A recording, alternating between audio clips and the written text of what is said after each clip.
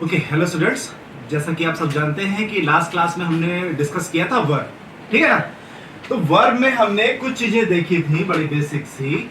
Verb में हमने क्या देखा था? वर्ब में हमने देखा था कि वर्ब के बेसिकली दो पार्ट थे, ठीक है, फाइनाइट और नॉन फाइनाइट, ठीक है। हमने साथ ही साथ आपको यह भी बताया था कि नॉन फाइनाइट में तीन चीजें, इन्फिनिटिव, जेरेंड और पार्टिसिपल, और फाइनाइट में दो चीजें थी आपकी, मेन वर्ब और हेल्पिंग वर्ब। हेल्पिंग वर्ब में मैंने आपको दो चीजें बताई थी, मॉडल वर्ब और auxiliary verb. Sorry, auxiliary verb थी एक पार्ट और एक था मेन वर्ब। ऑक्सिलरी वर्ब के दो पार्ट थे, एक हेल्पिंग वर्ब थी और एक था मॉडल, ठीक।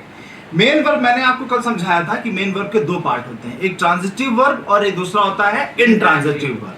ट्रांजिटिव वर्ब वो होती है जिसमें एक्शन एक चीज से दूसरे चीज पर पास होता है, जो डूअर होता है, जो सब्जेक्ट होता है, उसकी या तो स्टेट के बारे में हमें पता चलता है या तो उसके द्वारा किए गए एक्शन के बारे में पता चलता है। तो ट्रांजिटिव वर्ब हमें उसके एक्शन के बारे में बताती है और इंट्रांजिटिव वर्ब हमें उसकी स्टेट के बारे में, उसकी अवस्था के बारे में बताती है। जैसे I am happy, I am sad, ये क्या है? ये मेरी कंडीशन को बता रही है, मेरी मेंटल स्टेट को बता रहा है ना, कि मैं खुश हूं या मैं दुखी हूं। ये मेरे द्वारा किए गए किसी एक्शन को नहीं बता रहा है। जैसे आई एम प्लेइंग हॉकी या I am writing a letter, I am eating food. अगर हम इन चीजों की बात करें तो ये वर्ब ये बताते हैं कि हम आगे क्या एक्शन परफॉर्म कर रहे हैं और ऑब्जेक्ट हमारा इस सेंटेंस में क्या है, ठीक है। ये चीजें हम कल डिस्कस कर चुके हैं। साथ ही साथ हमने एक और चीज डिस्कस की कि मेन वर्ब में जो भी वर्ब हो हम लिखते हैं या देखते हैं, ठीक है, हमने उसको समझा था गो से, राइट से, ठीक है, कि ये एक्चुअली बेस फॉर्म में सिर्फ क्या होती हैं? प्लूरल होती हैं, ठीक है ना। हमको लगता जरूर है कि ये सिंगुलर है, लेकिन ये होती क्या है? प्लूरल होती हैं। इसी तरीके से अगर हम इस हिसाब से डिवाइड करें तो वर्ब को हम V1, V2, V3, V4 और V5 के हिसाब से हम बांट सकते हैं। एक तो वर्ब की फर्स्ट फॉर्म हो गई, तो फर्स्ट फॉर्म क्या है? जो ऑलरेडी प्लूरल है। और वर्ब की सेकंड फॉर्म आपको पता है, ठीक। और वर्ब की थर्ड फॉर्म भी आपको पता है। वर्ब की फोर्थ फॉर्म वो होती है जिसमें हम ing लिखते हैं, और वर्ब की फिफ्थ फॉर्म जब होती है जब हम उसमें s या es को ऐड करते हैं, ठीक। लेकिन आज हम इन चीजों को डिस्कस नहीं करने जा रहे हैं। आज हम दूसरे सेगमेंट को डिस्कस करने जा रहे हैं, जो कि था हमारा क्या? ऑक्सिलरी वर्ब का पोर्शन। ऑक्सिलरी वर्ब में आपको पता है कि दो टाइप की वर्ब है, ठीक है ना। दो टाइप की वर्ब थी। एक पहली क्या थी? हेल्पिंग वर्ब, और दूसरा क्या था? Modal verb. हेल्पिंग वर्ब जैसे क्या क्या होती है? एग्जांपल बताइए।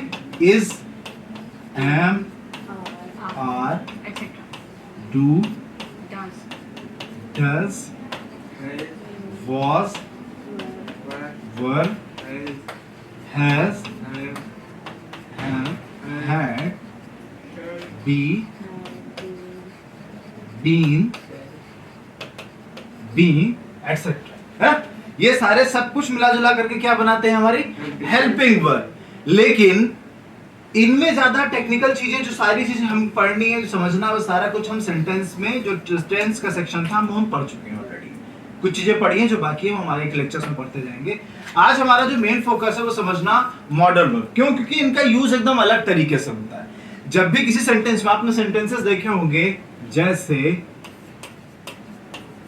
Can I drive your car, क्या मैं तुम्हारी कार चला सकता हूं, ठीक। तो कैन यहां पर क्या है? एक मॉडल वर्ब है, जो कि यहां पर इस सेंटेंस में, इस सेंटेंस को इंट्रोगेटिव या क्वेश्चन वर्ड बनाने के लिए इस्तेमाल किया जा रहा है। तो इनके यूज क्या होते हैं? Can, should, may, might, ought to, need, will, would, इन सब का यूज हमें कब, कहां और कैसे करना चाहिए, वही आज हम समझेंगे, ठीक है।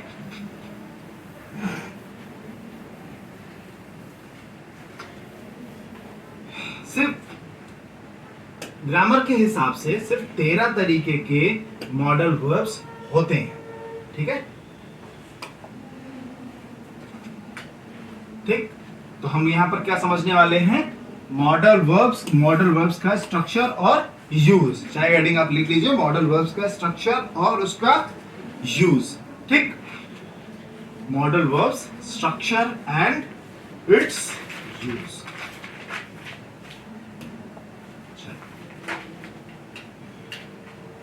ये सारे होते हैं आपके क्या मॉडल वर्ब्स। क्या क्या मॉडल वर्ब्स हैं?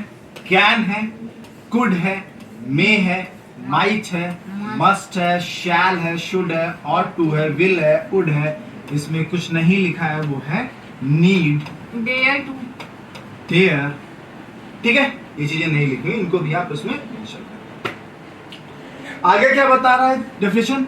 दे are auxiliary verbs that provide additional and specific meaning to the main verb of the sentence. ये ऐसी वर्ब्स होती हैं जो किसी सेंटेंस की मेन वर्ब्स के साथ कुछ एडिशनल चीजें बताती हैं। जैसे मैंने आपको एक एग्जांपल बताया था, जैसे मैं बोलूं, आप एक नॉर्मल सेंटेंस बोलते हैं, मे आई कम, है ना? मे आई कम इन आप बोलते हैं। यस सर, अब इसमें क्या है? कम, आई क्या है? सब्जेक्ट। यस सर, कम क्या हो गया? वर्ब। वर्ब, ठीक है ना? इन तो है प्रीपोजिशन, यस सर, जो कि वर्ब के साथ आ रहा है। यस सर, ठीक है। यहाँ पर मे क्या है? मे है हमारा मॉडल वर्ब। अगर हम यहाँ पर मे को थोड़ी देर के लिए हटा दें, अगर हम मे को हटा देंगे तो आई कम इन, इसका कोई सेंस निकल रहा है? नो सर, नो सर, नहीं सेंस निकल रहा है, सिर्फ कम इन। तो ये वर्ड मॉडल वर्ब क्या कर रहा है? इस कम के सेंस को क्लैरिफाई कर रहा है, स्पेसिफाई कर रहा है या एक्सप्लेन कर रहा है। ठीक है। इसी तरीके से जितने भी मॉडल वर्ब्स होते हैं उनका काम सिर्फ और सिर्फ यही है, सेंटेंस में प्रेजेंट रह करके वर्ब के एक्सप्लेनेशन को और इंप्रूव करना। ठीक है। तो ऐसा नहीं है कि जैसे हमने यहाँ पर, अब देखिए कई बार लोग कंफ्यूज होते हैं, लोगों को लगता है कि जहां हम मे यूज कर रहे हैं वहां पर हम कैन भी यूज कर सकते हैं। जैसे अगर लिखा होता, जैसे लिखा हमने मे आई कम इन, यस, और अगर मैं लिखूं कैन आई कम इन, तो इनमें क्या डिफरेंस हो जाएगा? बोलने की भाषा में तो हमको एकदम सही लगता है, लेकिन फॉर्मल क्या? एंड इनफॉर्मल का। बताइए त्रिभुवन। कैन में सर जैसे कैन तब यूज करते हैं जब हमसे हमारे कोई बराबर है, छोटे है, कोई ना करता अच्छा, है। और में भी मतलब कम परसेंटेज रहता है कि हाँ जी सर, जो कैन होता है वो हम इनफॉर्मल प्लेसेस पे यूज करते हैं, और जो मे है वो फॉर्मल जगह पे। हाँ, कुछ हद तक सही बोल रहे हैं आप लोग कि मे जो है फॉर्मल प्लेसेस पे इस्तेमाल किया जाता है, और कैन जो है इनफॉर्मल प्लेसेस पे कहीं पे भी आप इस्तेमाल कर सकते हैं। लेकिन एक बहुत बारीक सा अंतर है, वो ये है कि मे एक्चुअली परमिशन के लिए इस्तेमाल होता है। जब हम किसी से परमिशन, आज्ञा मांग रहे होते हैं कि मे आई कम इन, जाहिर सी बात है आपकी बात यहां तक सही होती है कि भाई जैसा जहां फॉर्मल लैंग्वेज होगी, जहां आप किसी क्लास में जा रहे हैं, किसी इंटरव्यू के लिए जा रहे हैं, तो वहां पर आप मे आई कम इन बोलते हैं। लेकिन अगर आप कहीं ऐसी जगह पर जहां आपकी एबिलिटी वाली बात है, क्षमता, क्यों? क्योंकि कैन क्या बताता है? कैन बताता है एबिलिटी के बारे में, कैपेसिटी के बारे में, हमारी क्षमता के बारे में। जैसे can I drive your car या मे आई ड्राइव योर कार में फर्क है। Can may I drive your car का मतलब आप सामने वाले से परमिशन मांग रहे हो कि क्या मैं आपकी कार चला लूं, और can I drive your car का मतलब है कि मैं पूछ रहा हूं क्या मैं तुम्हारी कार चला पाऊंगा कि नहीं चला पाऊंगा, मतलब मैं संदेह में हूं। ठीक, यस सर, क्योंकि ये मेरी कैपेसिटी, मेरी क्षमता की बात है। हो सकता है मुझे वो कार चलाना ना आता हो। ठीक, और जब आप मे आई ड्राइव योर कार बोलते हैं तो इसका ये मतलब होता है कि मैं चलाना तो जानता हूं लेकिन मैं आपसे परमिशन मांग रहा हूं। और can I drive your car का मतलब होता है कि मुझे नहीं पता कि मैं तो आपकी कार चला पाऊंगा कि नहीं चला पाऊंगा, मैं आपसे परमिशन मांग रहा हूं। ठीक, डिफरेंस समझ में आ रहा है? यस सर, क्योंकि सारा खेल इसके यूज में ही है, कहां पर हमें क्या लगाना है। ठीक है, अभी इन चीजों को हम और डिटेल में देखते रहेंगे, चलेंगे आगे वाली स्लाइड्स। ठीक है, हाउ वी यूज मॉडल्स, हम किस तरीके से मॉडल्स का इस्तेमाल करते हैं। ठीक है, जनरल सेंटेंस में आपको पता है कि कोई एक सेंटेंस किस चीजों से मिलकर बनता है? सब्जेक्ट और वर्ब से। अगर एक जनरल सेंटेंस हमें ये अगर नोट डाउन करना चाहो तो नोट डाउन करते जाओ, क्योंकि इसको बोलूंगा नहीं। ठीक है कि हाँ भैया नोट करते हैं वैसे। ठीक है, जो जरूरी लगे, जो इंपॉर्टेंट लगे वो नोट करते रहो। ठीक, मैं बताता भी रहूंगा, बीच बीच में जो मुझे बोलना होगा वो अलग से मैं बोलूंगा, ठीक है। चलिए, तो सब्जेक्ट और वर्ब, तो उसके कहीं बीच में हम क्या यूज करते हैं, जैसे अगर मैं बोलता हूं I can drive your car, ठीक है ना, I can drive your car, इसका मतलब मैं श्योर हूं। वहां तो जब कैन हमने शुरुआत में रख दिया तो वो जाहिर सी बात है वो इंटरोगेटिव सेंटेंस हो गया, है ना। लेकिन यहां पर तो हम बाद में रखने I can drive your car, मतलब मैं तुम्हारी कार चला सकता हूं, मैं श्योर हूं इस बारे में, यस सर। क्योंकि ये मेरी एबिलिटी की बात है, ठीक है। तो या इसी तरीके से देखिए एग्जांपल में दिया है Mary could play the piano, तो कैन का जो पास्ट फॉर्म होता है उसको हम क्या बोलते हैं, कुड, ठीक है। जैसे आप लोगों को एक एग्जांपल बताता हूँ, अभी ये आएगा, आगे भी आएगा, लेकिन चलिए यही बताते हैं, डिस्कस करते हैं, ध्यान में आ गया है, नहीं तो फिर भूल जाएगा। शायद मैंने बताया हूँ आई यूज्ड टू स्मोक, बताया Yes. I am used to smoking. इन दोनों सेंटेंसेस में क्या फर्क है? वो कभी कभी और ये हैबिचुअल की है। सैम यूज, वो क्या पहला दूसरा ऐसे बोलो। सर पहला जो है वो कभी कभी आई यूज टू स्मोक, और जो दूसरा है वो हैबिचुअल है कि मैं मतलब स्मोक करता हूँ। तो और कोई बताया है मैंने भाई क्लास में बताया, यस सर, सही सही बताया, Yes. सही बताया। देखिए I am used to smoking का मतलब होता है यहाँ पर यूज्ड टू इस्तेमाल हो रहा है बताने के लिए आदत, ठीक है। जब भी यूज्ड टू के पहले आपको कोई हेल्पिंग वर्ब दिखाई दे, he is used to smoking, यहाँ पर देख रहे हैं ना एक अलग से एक हेल्पिंग वर्ब दिखाई दे रही है और इस सेंटेंस में कोई हेल्पिंग वर्ब नहीं है, सिर्फ यूज्ड टू का इस्तेमाल हो रहा है। तो ये जब है तो ये आदत को बता रहा है, और जब ये है तो ये पास्ट हैबिट को बता रहा है, पुरानी आदत को बता रहा है, आज की बात नहीं करता। आई यूज्ड टू स्मोक का मतलब है मैं कभी स्मोक किया करता था, मतलब मैं अभी नहीं, अभी तो नहीं करता, लेकिन कभी मैं सिगरेट पिया करता था। और I am used to smoking का मतलब क्या हो गया, मैं आजकल पिया करता हूं, ठीक, मेरी आदत है, ठीक है। तो इस बात को ध्यान रखना, इस दोनों सेंटेंसेस को लिखो और नोट करके लिखो इस दोनों सेंटेंस को नोट करके लिखो।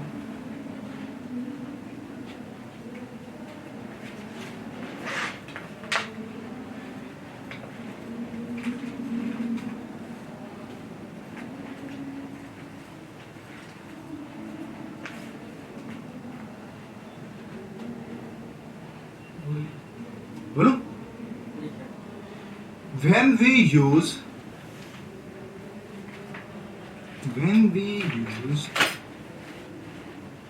used to इन्वर्टेड कॉमा में कर देना, used to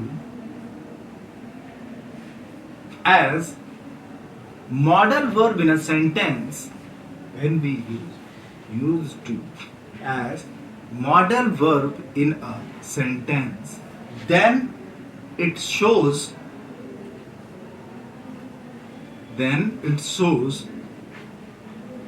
past habit of any person, then it shows past habit of any person,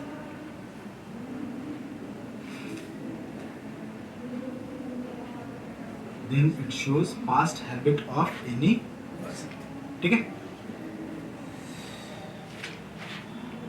whereas when used to is used after, used to inverted comma में is used after any helping verb, then it shows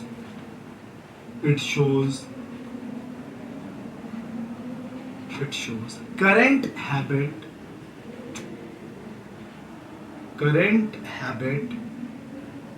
of any person, then it shows current habit of any person. ठीक है, चलिए आगे बढ़ते हैं।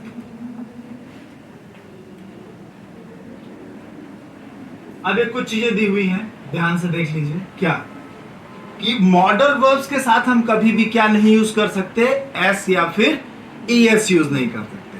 हम कभी भी कैंस, मेज, कुड्स, विल्स, ठीक है ना, ये सब हम इस्तेमाल नहीं करते हैं। कहीं भी आपको there is no s in singular, there is no do or does in the question, there is no don't and doesn't in the negative। कहने का मतलब क्या हुआ, he can ski ये सही है, but he can ski और he can skis ये पूरी तरीके से गलत होगा, ठीक है ना। इसी तरीके से would you like to come with me सही है, लेकिन इसके साथ हम do का यूज कर दें, do you would like to come with me, ये क्या हो जाएगा, गलत हो जाएगा। they can't be serious ये ठीक है, लेकिन don't can be serious ये क्या हो जाएगा, गलत हो जाएगा, ठीक है ना। तो ये लिख लो, नेक्स्ट रूल नोट करके, there is no s in singular, there is no do and does in the question, there is no don't and doesn't in the negative, और ये सारे एग्जांपल्स।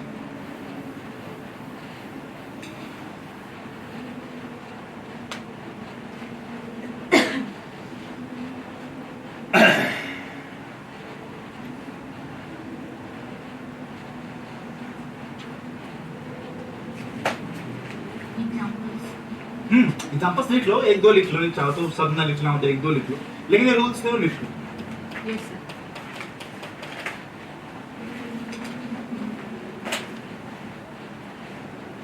क्योंकि ये तो लोगों को पता होता है कि कैंस नहीं यूज होगा, लेकिन कई बार लोग गलती से डू या डस का प्रयोग या डजंट या कुडंट का प्रयोग करते हैं साथ। जब भी कैन आएगा तो इसके साथ ही नॉट आ जाएगा, कांट हो जाएगा, ठीक है, उसके साथ डोंट का यूज नहीं या डजंट का यूज नहीं।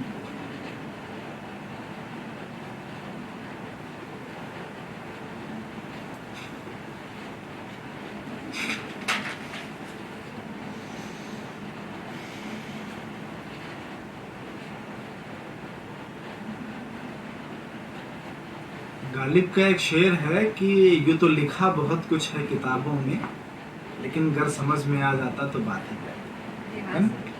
सब कुछ लिखा है, लेकिन सर ये गालिब है कौन? गालिब कौन है बताना पड़ेगा ये भी।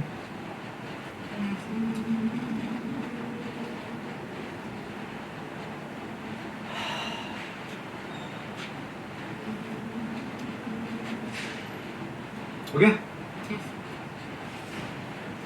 चेंज करो slide. Yes sir.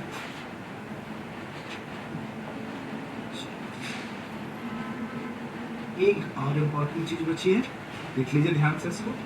Modal verbs do not have infinitive और आईएनजी फॉर्म्स, कि मॉडल वर्ब्स का कभी भी इन्फिनिटिव या आईएनजी फॉर्म, टू कैन करके कभी नहीं लिखा जाएगा, या टू में कभी नहीं लिखा जाएगा, टू विल नहीं लिखा जाएगा, टू वुड नहीं होगा, टू डेयर टू नहीं होगा, ठीक है। इसी तरीके से इनके साथ कभी भी आईएनजी नहीं लगेगा आपको, मस्टिंग नहीं यूज होगा, कैनिंग नहीं यूज होगा, यस ठीक।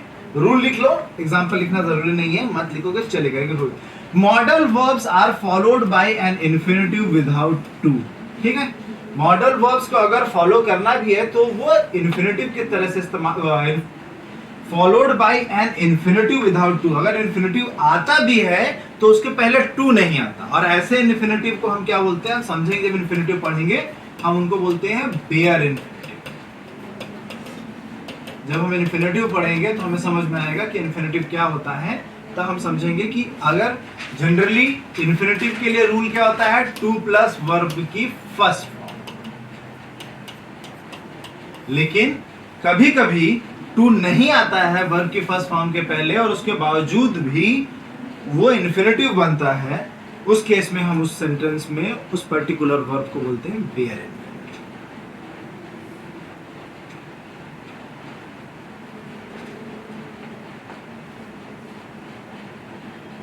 बस ये लिखना और ये लिखना, बस बाकी चीजें ठीक है। एग्जाम्पल्स लिखना इतना जरूरी नहीं, क्योंकि वो तो हम डिस्कस कर ही रहे हैं।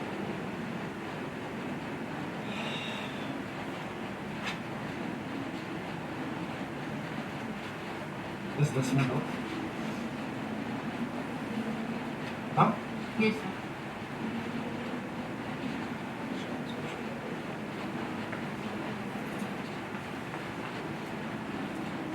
सर।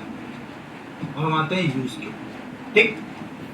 अब हमारे एक्चुअल किस चीज के ऊपर, यूज के ऊपर। हमें समझना तो है ही है ना कि कहाँ कहाँ यूज करते हैं। इससे पहले हमने बताया भी यूज टू, आपको कुछ चीजें आप जानते होंगे, कुछ चीजें नई मैं ऐड करूंगा आपकी जानकारी में। चलिए, विल किस लिए इस्तेमाल होता है, जनरली पता है आपको, फ्यूचर के लिए। फ्यूचर को डिनोट करने के लिए, ठीक है। ये हमने देखा है कि फ्यूचर इंडेफिनिट टेंस में भी विल इस्तेमाल होता है। लेकिन विल बचाता क्या है, विल फ्यूचर को बताता है, लेकिन क्या बताता है, संभावना। I will go to school tomorrow, मैं कल स्कूल जाऊंगा। ये सेंटेंस क्या है, संभावना बता रहा है ना, यानी कि पॉसिबिलिटी को बताता है। फ्यूचर में क्या बताता है, पॉसिबिलिटी, संभावना को दर्शाने के लिए हम विल का इस्तेमाल करते हैं, ठीक है ना। आप कोई भी सेंटेंस लिखिए, he will go to Kanpur tomorrow, ठीक। He will write a letter tomorrow, he will give exam tomorrow. ये सारी चीजें क्या सम बता रही है, फ्यूचर की बात है, तो जाहिर सी बात है संभावना की ही बात होगी। इट विल रेन टुमारो, कल बारिश होगी, ठीक। तो ये सारी चीजें क्या बताती हैं, संभावना को बताती हैं। तो पॉइंट नंबर 1, सबसे पहली चीज, विल। विल किस लिए इस्तेमाल होता है, फ्यूचर में क्या बताने के लिए, पॉसिबिलिटी। एग्जांपल क्या है, Joe will travel New York next week, कि जो नाम का व्यक्ति है वो न्यूयॉर्क कब जाएगा, अगले हफ्ते में वो न्यूयॉर्क जाएगा। इस बात की क्या है, संभावना है, ठीक। सर्टेनिटी नहीं है। जब कोई चीज सर्टेन होती है, निश्चित होती है, तो फिर हम उसको किसमें बोलते हैं, इंडेफिनिट सेंटेंस या फिर प्रेजेंट टेंस में हम बोलते हैं, जब कोई चीज निश्चित होती है, ठीक है। उसी तरीके से माइट किस लिए इस्तेमाल होता है, माइट छोटी सी पॉसिबिलिटी बताने के लिए इस्तेमाल होता है। I might move to Canada someday, मैं किसी ना किसी दिन कनाडा चला जाऊंगा। माइट हमेशा किस लिए इस्तेमाल होता है, संभावना बताने के लिए। माइट और इस्तेमाल होता है मे के पास्ट फॉर्म को बताने के लिए, ठीक है ना। ही माइट कम टुमारो, वो शायद कल आ सकता है, संभावना है, नहीं भी है, ठीक है ना। He might go to Kanpur, he will go to Kanpur, ये ज्यादा सर्टेन है, संभावना है कि वो कल कानपुर जाएगा, लेकिन ज्यादा है। लेकिन अगर आप कहते हैं कि he might go to Kanpur, मतलब वो कल जा सकता है, जा भी सकता है और नहीं भी जा सकता है, दोनों ही बातों में विरोधाभास है, ठीक। तो हमारा माइट इस्तेमाल होता है स्मॉल प्रोबेबिलिटी के लिए, और जबकि विल इस्तेमाल होता है फ्यूचर की पॉसिबिलिटी या प्रोबेबिलिटी को बताने के लिए। शुड किस लिए इस्तेमाल होता है, ऑट टू किस लिए इस्तेमाल होता है, हैड बेटर के ऊपर अभी हम नहीं जाएंगे, हमको 3 चीजें समझनी है। चलिए, अब यहाँ हम 3 चीजों के बारे में बात करते हैं, ठीक है। हम यहाँ पर बात कर रहे हैं शुड, हम यहाँ पर बात कर रहे हैं ऑट टू, और हम बात करते हैं नीड।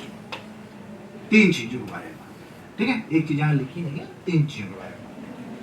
जैसे you need to bath daily, you should bath daily, और you ought to bath daily.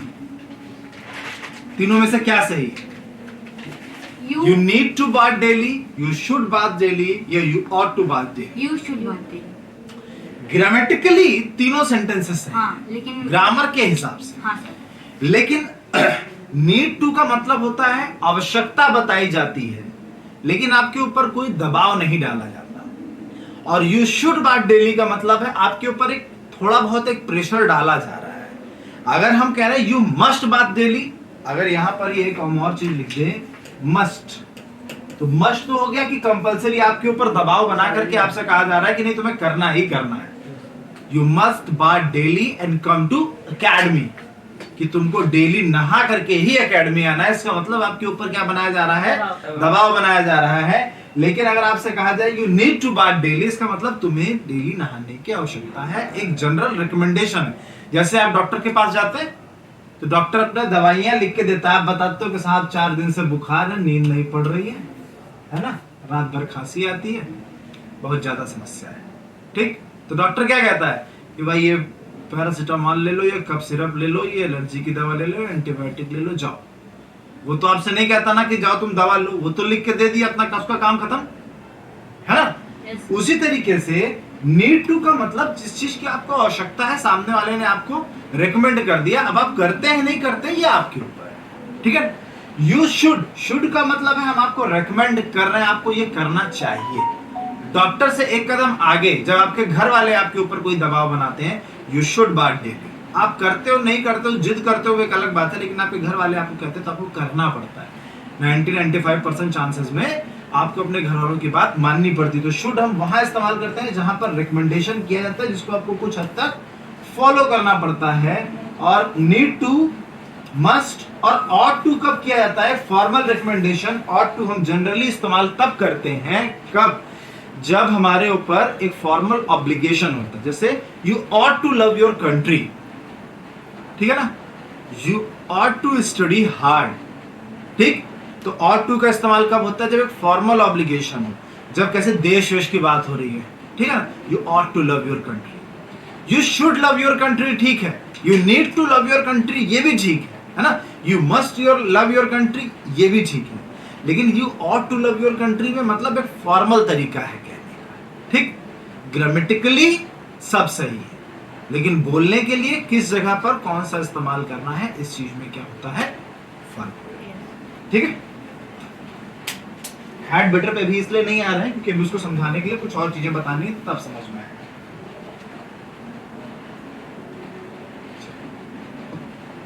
अब आते हैं मे में, ठीक है। मे के लिए दो चीजें हैं। क्या? पहला मैंने आपको जैसे बताया, आपको सबको पता है किस चीज के लिए इस्तेमाल होता है? परमिशन के लिए, जिसके क्या मतलब है? मे आई। दूसरा काम क्या है? गुड प्रोबेबिलिटी, अच्छी संभावना बताने की है। We may visit Mexico this summer. जैसे मैं कहता हूं, दो सेंटेंसेस बोल रहा हूं या लिखता हूं, ज्यादा अच्छा।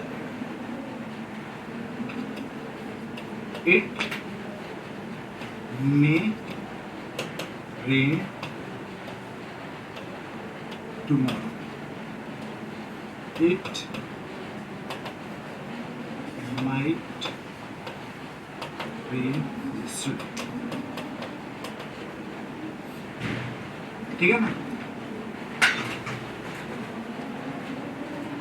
तो इसका क्या मतलब है कि मे और माइट में फर्क कितना है? माइट हमारे संदेह को बढ़ाता है। अभी मैंने बताया ना कि जब स्मॉल प्रोबेबिलिटी होती है, छोटी संभावना या कम संभावना होती है, तो वहां पर माइट इस्तेमाल करते हैं। लेकिन जहां पर हमारे पास ज्यादा संभावना होती है, इट में रेन टुमारो का मतलब काफी हद तक संभावना। जब भविष्यवाणी करने वाले होते हैं ना, वो जो भविष्यवाणी, सॉरी, वेदर फोरकास्टिंग, भविष्यवाणी, वेदर फोरकास्टिंग होती है ना, मौसम की भविष्यवाणी, ठीक।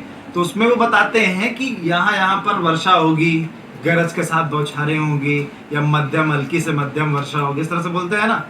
सुना है कि नहीं? हमारे जमाने में मौसम बताना बंद कर दिया है।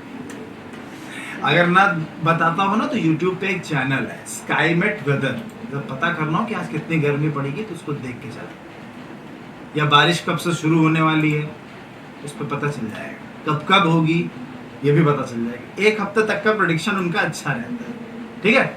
YouTube पे एक चैनल है, सर्च करना है स्काईमेट वेदर के नाम से। तो जब भी हमें भविष्य की कोई संभावना बतानी होती है, तो हम उसके लिए क्या? मे का इस्तेमाल करते हैं। और जब हमारे पास लेस प्रोबेबिलिटी होती है, हमने आपको इसके पहले ही बताया कि हम किसका इस्तेमाल करते हैं? माइट का इस्तेमाल, ठीक।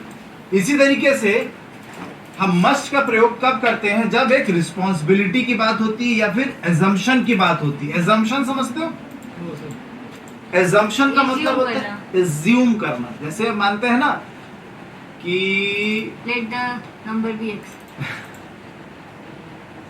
हाँ, कि आपको चार डिजिट्स का एक नंबर फाइंड आउट करना है कैलकुलेट करके, तो आपने एज्यूम कर लिया पहले से कि वो नंबर क्या है? x है, ठीक। तो वो सारे क्या होती है? संभावनाएं एज्यूम करते हो आप। She didn't arrive, she must be sick, वो नहीं आई है, इसका मतलब शायद वो बीमार हो, ठीक है ना। क्योंकि उसका आना इतना सर्टेन है कि अगर वो नहीं आई है, तो इसका एक ही कारण होगा कि वो फिर क्या होगी? बीमार। आप इस बारे में श्योर है। तो मस्ट किस लिए इस्तेमाल हो रहा है? पहला तो रिस्पॉन्सिबिलिटी, इसका एग्जांपल हमने पहले ही दे दिया, यू मस्ट बात डेली, ठीक है ना। जब से कहा था यू मस्ट बात डेली कम टू एकेडमी, तो फिर हम उसके लिए क्या? रिस्पॉन्सिबिलिटी का इस्तेमाल कर रहे हैं। और जब हमें एजम्पशन की बात हो रही, संभावना की बात कर रहे हैं, तब भी हम मस्ट का इस्तेमाल कर रहे हैं। ठीक, बस ये दो चीजों पे और आता हूँ और उसके बाद फिर मैं बात अपनी आज की खत्म करता हूँ। ठीक है, वुड के दो यूज है। पहला क्या, पास्ट की हैबिट बताने के लिए, और प्रेजेंट में जो चीजें अनरियल होती हैं उनको बताने के लिए। क्या, पास्ट के लिए, when I was young I would play saucer. जब मैं छोटा था तो मैं क्या करता था, सॉसर खेलता था। When I was young I would go to school by bus. जब मैं छोटा था तो मैं स्कूल बस से जाया करता था। यस। ठीक है ना। When I was kid, I would write my notes on copy. जब मैं छोटा था तो मैं अपने नोट्स कॉपी पर लिखता था। ठीक, तो would का प्रयोग कब करते हैं, पहला जब पास्ट की कोई ऐसी बात बतानी होती है जो आपकी आदत रही हो, जिस सेंस में हम used to का भी इस्तेमाल करते हैं उसी सेंस में हम would का भी इस्तेमाल करते हैं। और साथ ही साथ would का इस्तेमाल हम कब करते हैं, जब प्रेजेंट की कोई अनरियल घटना हो। I would buy the car but I can't afford it. मैं ये कार खरीद तो लूं, मैं ये कार खरीद तो सकता हूं, लेकिन अफोर्ड नहीं कर सकता, मतलब चला नहीं पाऊंगा। ठीक है ना, कि मैं फॉर्च्यूनर खरीद तो सकता हूं इतना पैसा, लेकिन तेल नहीं डलवा सकता क्योंकि तेल बहुत महंगा है ना। इसीलिए तो would का प्रयोग हम कहाँ करते हैं, would का प्रयोग हम वहां करते हैं जहां प्रेजेंट की अनरियल बातों के बारे में हमें बताना होता है। और साथ ही साथ would का एक और यूज है, वो क्या यूज है वो बताइए, बताइए, लेक्चर खत्म है, लास्ट चीज पूछ रहा हूं आपसे, क्या सर? बताइए would का क्या यूज है, आप लोग अक्सर इस्तेमाल करते हैं बोलते समय। जहाँ पे सर पॉसिबिलिटी मतलब कम हो। पॉसिबिलिटी नहीं बेटा, पोलाइट परमिशन के लिए भी इस्तेमाल करते हैं। Sir for example. ठीक है ना, would you like to come? क्या तुम मेरे साथ चलना पसंद करोगे? ठीक, तो जहां पर हम इस्तेमाल करते हैं would you like to, ये पूरा एक फ्रेज ही इस्तेमाल होता है ज्यादातर केस में, सिर्फ would इस्तेमाल नहीं होता। जैसे would you like to have dinner with me, would you like to have tea with me, would you like to dance I with would me। like to say thanks। क्या बस किसी भी चीज के लिए। तुम लोग थक गए, तुम चेहरा बता रहा है कि एकदम No, sir। 12, 15, 20 बजे हो। अरे नहीं सर, कुछ लोग की तो एक नींद पूरी हो चुकी है। आधी आधी नींद की एक नींद पूरी कर ली। चलो कोई बात नहीं है, आज के लिए इतना रखते हैं। ऑर्डर में कुछ चीजें रह गई हैं और इसके क्वेश्चंस रह गए, वो हम लोग नेक्स्ट क्लास में। यार जीएस की क्लास नहीं